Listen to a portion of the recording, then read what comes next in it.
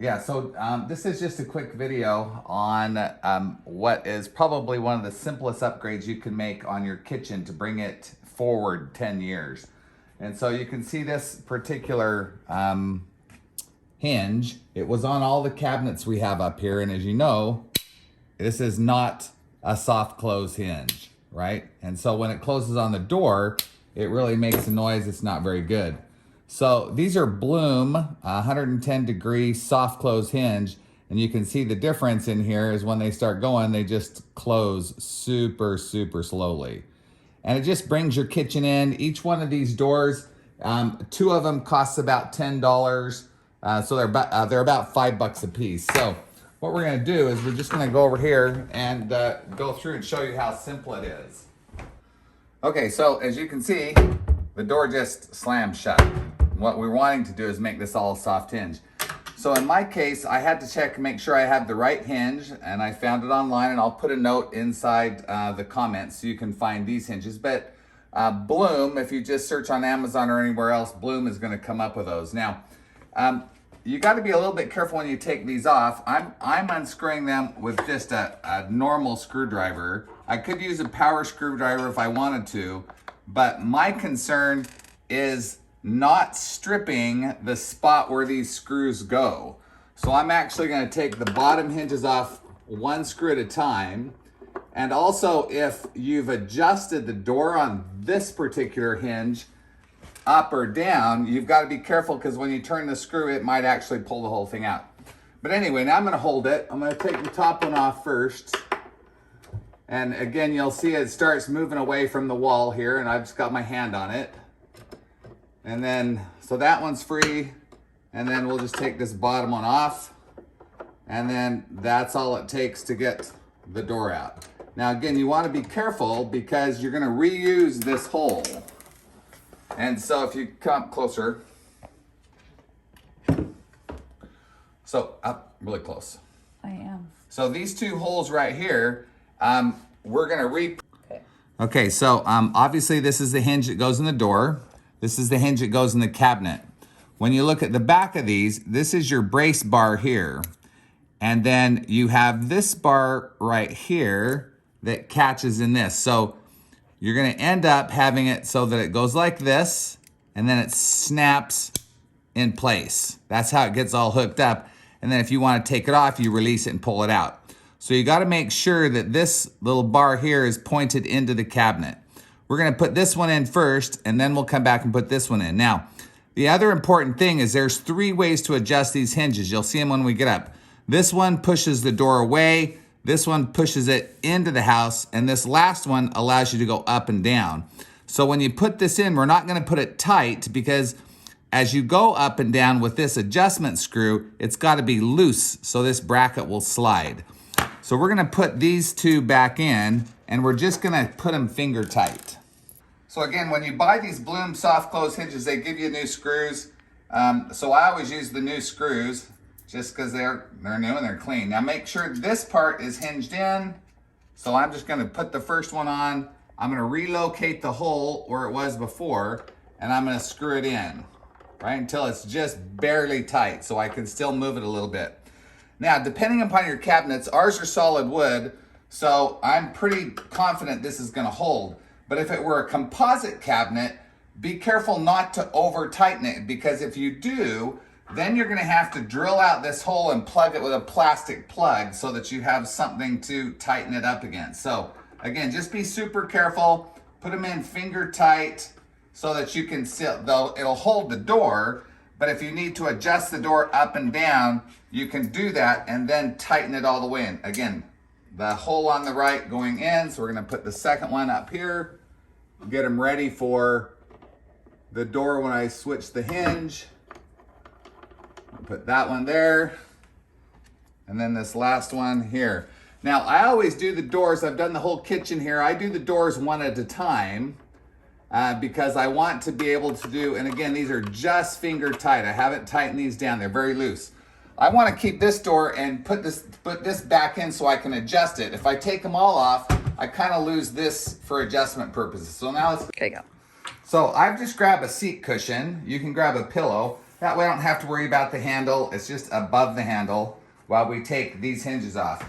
Now, if you want to, you can use a screwdriver to unscrew these, and it goes a little bit faster, but I would be super careful about using a power drill to put them back in, because again, you don't want to over strip it. Now, once these are out, you just twist them a little bit and they come right out. That's the beauty of these. So then you grab your two replacements. You can see these little plastic plugs right here. This is what I was talking about on the other side. If you do have a composite board for your box and you can't thread it in, you either have to be careful and get a slightly longer screw so that it tightens, or plug it with one of these plastic plugs, and you can get those online as well. And so I'm going to set mine in like that. I'm going to line them up, just kind of twist them in. And then this time I'm going to come back. Now the other thing is kind of interesting in my situation. You can see these two screws are of different size. And so instead of using the new screws, although I could, I'm going to keep using the screws that I took out in this case because they're of a different length.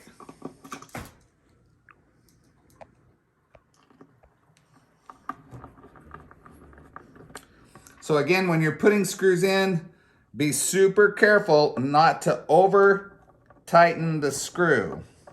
Because if you do, you might end up stripping it, which would be a problem. So you'll know when you've got it down in there.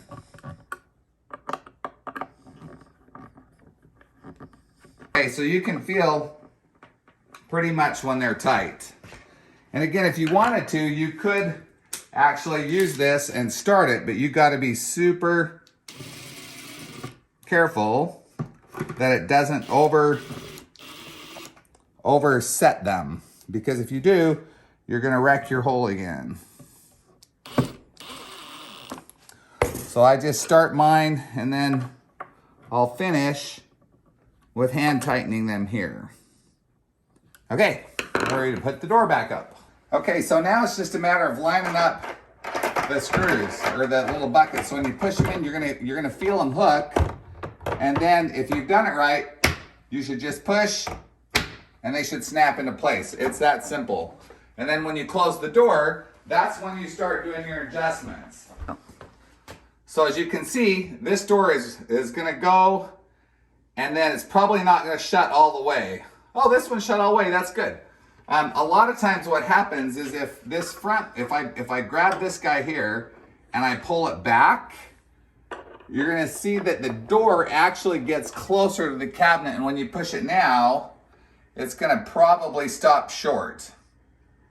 So it doesn't quite close because this door is too far in. So when you come back, you can release the door the other direction, and it pushes the door back away from your unit so that when you push it again, it should close, right? So that's the first adjustment, is that way. The second adjustment is the door square on its top. And there's two ways you can do this.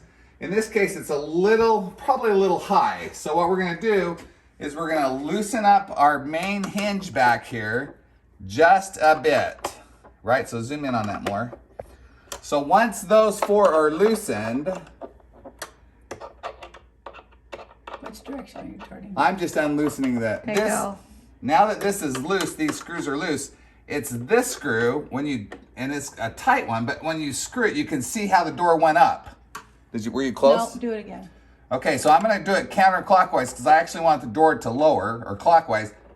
And if you do it, that little thing went down a little bit, and you have to come up here and do the same thing here, and the whole door starts to move down, right? So if you move it down just a little bit, then when you shut the door, they're gonna line up really nicely. Okay, so once you've put the door where you want it, now's the time to tighten this back up so that it doesn't move on you. And again, you're gonna wanna do this a little bit more than finger tight, but don't strip the hole your screw is going into, because that's gonna create a bigger problem. Just tighten it up until it's ready to go. And you'll see these bend a little bit, and then they're tight, and now that goes like that, and that one goes like that. Now, the last thing is to check the boundaries, right? So in this case, you can see that I'm a little bit okay, but I want to close the gap, right? So if the door is tilted up, well, then I need to push this out to bring it down. So that's where this screw comes into play. So if I push this screw and I go counterclockwise on the left-hand side and then come back, you'll see that it pushed this door out. And now you can see this came past where this was. The gap is a little better. But you can see as you come down here, the gap isn't the same. So in order to make this gap the same as this gap, you're going to do the same thing on the bottom door. Just push it out a couple of turns and then it lines up. Now, we're going to do the same thing with the other door so that when we shut this door, that gap is good and tight and we're ready to go. So again, I have doors that go like that and make a noise, or I have doors that go like that and just close really softly. Again, $10, $5 here, $5 here, and you've taken and added 20 years to your kitchen. Okay, so we just added this, the other door is up now, and it's lined up good and tight. It looks great. It closes like it ought to. So yeah, we're good to go. Now the very last thing we need to do is cover up the screws. And so they come with these little handy dandy cover clips. And the way that this works is you just take this clip and slide it right there, whoops, and push it in the hole. And then you take this clip and go over the top and push down. You'll hear it click in, and then that just kind of finishes it off so they look nice. And they're super simple to take back off if you need to adjust the doors later on. Again, just gives a nice look to the cabinet. And there you go, all done. Easy peasy, it's worth the money.